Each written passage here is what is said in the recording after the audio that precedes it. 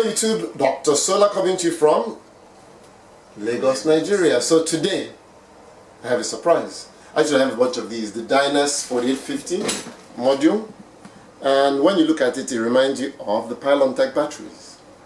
They do look alike actually, because the guys who work for Dyness left Pylon Tech and decided that they had their own bright idea and they came up with theirs. So let's take a look. I should have unboxed it, but you know what? I hate doing this unboxing crap, and then I get all these stupid questions people ask me that I'm not really in the mood to, or that I lack the ability to answer. So here we go. What I enjoy about them is these brackets that they come with. They definitely are better than the brackets the Pylon Tech batteries come with. It has this this snap-on clippy thingy that allows you to put multiple batteries one on top of the other. So here is an example of what I'm talking about. When come and demonstrate, please. Just put it on top. So you can put one on top of the other till you get your, you know, whatever height you want. Yes, and it clips right on there. So that's one thing I like about them. It's okay, you can remove it. You're good. You're good. You can remove it. Your standard positive, 2 negatives and 2 positives. Your communication ports, your indicator lights, and then your dry contacts. Whatever you do with dry contacts, I have no clue. Dry, wet, who cares? And then your dip switches, and then your power switch to turn it on and off. Let's take a look at the sides. Pretty okay profile to fit into a cabinet if you want to fit it into a cabinet. The black, there's no, in the back of it, there's not really much going on. And this side looks exactly like the other side. Can I ask you to do something for me? Remove this so I can read this label. So there is a label that says Danger, and then it tells you what it is. It's a module is a LFP lithium-ion battery, and the capacity is 50 amp hours at. If you can read upside down, that's good. Good, you're just covered. So the label, as you could see, hold on, let me turn this. So the label says lithium, LFP lithium-ion battery. Type is B4850. I guess they all call them B4850s.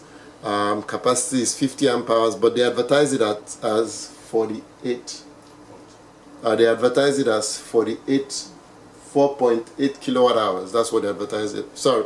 So okay, sorry. Let me rephrase that. 2.4 kilowatt hours. So 2.4 kilowatt hours is less than 50 amp hours, because 50 amp hours is 5 times 525 is 2.5 amp hours.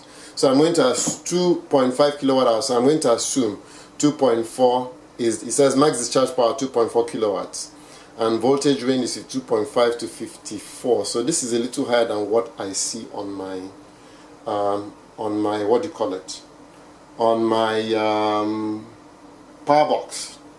So my PowerBox, the most I see is 50 volts. So you can go 52.5 to 54 volts. That's pretty higher than what I see on my PowerBox. So of course it's made by Jiangsu Dakin New Energy Company, or also known as Dyness. So if you like what you see, give me a thumbs up. I have a bunch of these and they'll be gone before the week is out. I'm adding one more module to my PowerBox, so I'm going to go back and show you what that looks like before we do it. So be right back. So here's the inside of the Dyness PowerBox. As you can see, there are 3 B485s. Initially there were 4850s. There were initially 2. You can see one stacked on top of the other. And then we added that one today. These are our communication cables. As you can see, they're all on.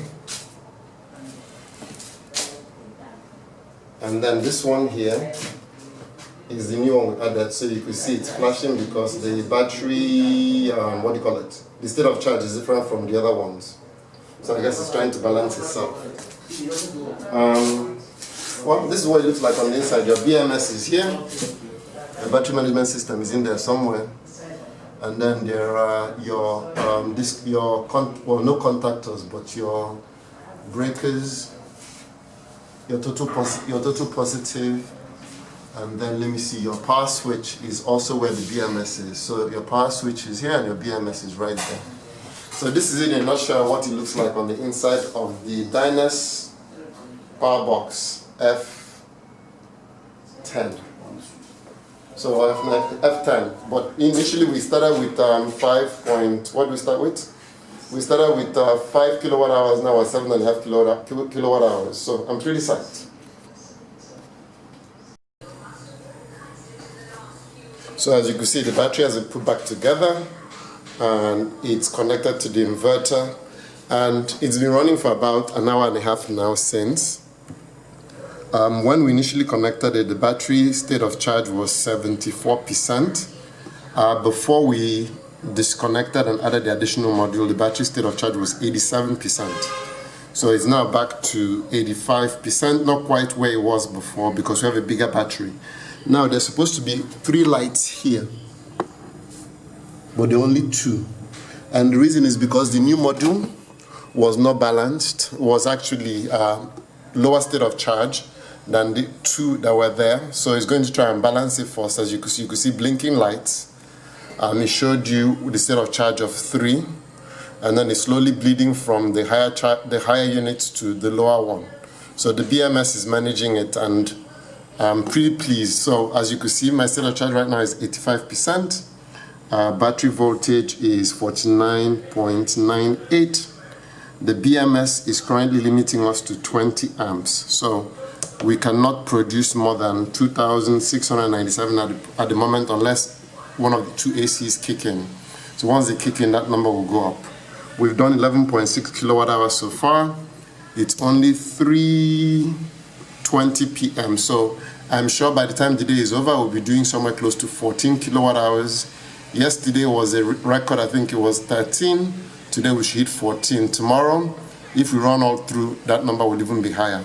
So right now, I'm being limited to 2,600 because of my BMS and my load. So my load is 1,680. I'm putting 970, about 20 amps into the battery. My BMS charge current limit is currently 20. This charge is 60. So once this completely balances, I should have 150 amp hours or 7.5 kilowatt hours in battery capacity. So that definitely, takes me a long way. It allows me to run my AC longer. It also lets me weather the days where the days we get rain. So once again, this is Dr. Sola coming to you from Lagos, Nigeria. If you like what you see, please do give me a thumbs up.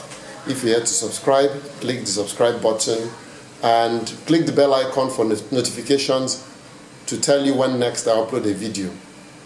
Thank you for watching.